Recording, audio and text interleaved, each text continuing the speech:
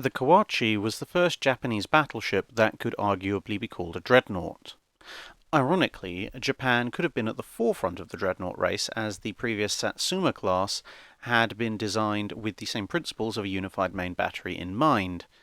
As with most first-generation dreadnoughts, the broadside would have been 8 guns of 12-inch caliber, although the plan was to have 2 twin turrets on the centre line, one forward and one aft, one twin turret on each side, and 4 single turrets, 2 on each side.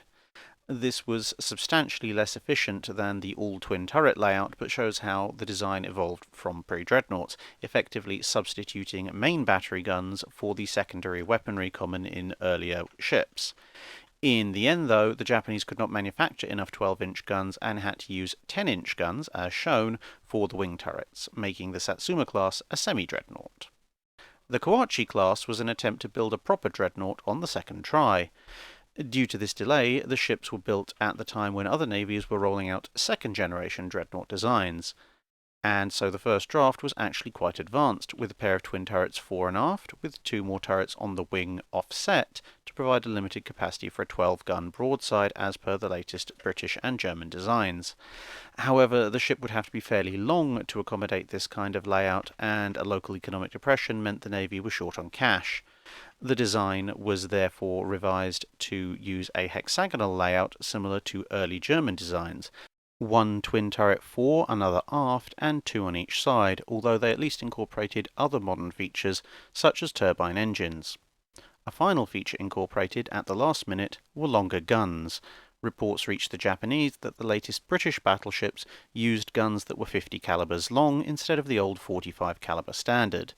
This would, in theory, give the guns longer range and higher shell velocity, which would increase armour penetration. In the end, it turned out these guns were not especially successful, and the British went to 13.5-inch weapons in fairly short order. But this was not predictable at the time. But newer and better guns cost more money, and so the Kawachi ended up only having these guns in the fore and aft turrets, with the wing turrets having to keep the older 45 caliber weapons. Technically, this means the ships don't count as full dreadnoughts because the ballistic performance of the main battery varies depending on the turret, which was exactly the kind of problem the dreadnought style of design was supposed to address. However, since the caliber of the guns was at least uniform, it's reasonable to include these ships as the first Japanese dreadnoughts. This also makes Japan unique amongst the larger navies in that they only had one class of 12-inch gunned ships. The next design, of course, being the Fuso class with its 14-inch weapons. The class consisted of 2 ships, the Kawachi, of course, and the Setsu, named after Japanese provinces in tradition similar to the United States, France, and Germany, of naming their ships after states using names like South Carolina, Nassau, and Lorraine.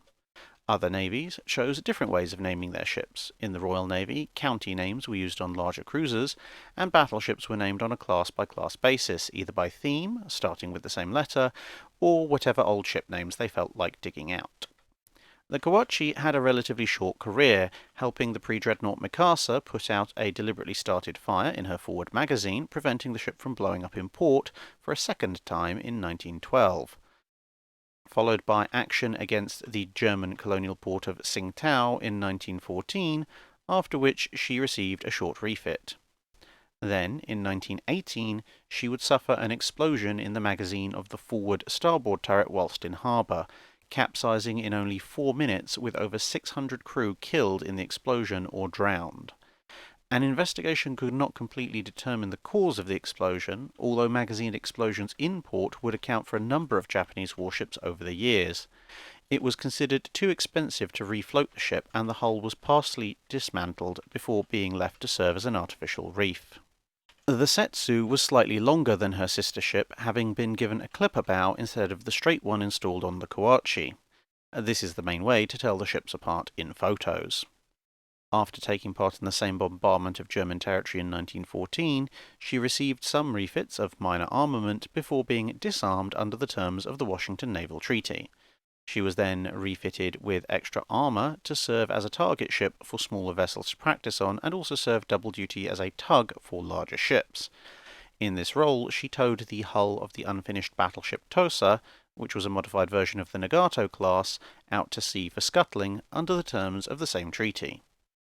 After a brief period in the 1930s where she was used as a radio-controlled target ship, she then saw service in a variety of different roles, transporting troops to China in 1937, then used to simulate American battleships to help pilots train for the Pearl Harbor attacks, and then pretending to be a Japanese aircraft carrier fleet by simulating lots of radio traffic to try and deceive Allied intelligence as to the location of the main Japanese force. After this burst of activity, she was used as a training ship for carrier pilots to practice attack runs on, until in 1945 she was attacked by American Navy fighter bombers and damaged.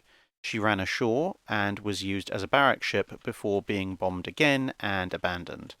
The hulk would eventually be taken away for scrapping in 1946. That's it for this video. Thanks for watching. If you have a comment or suggestion for a ship to review, let us know in the comments below. Don't forget to comment on the pinned post for dry dock questions.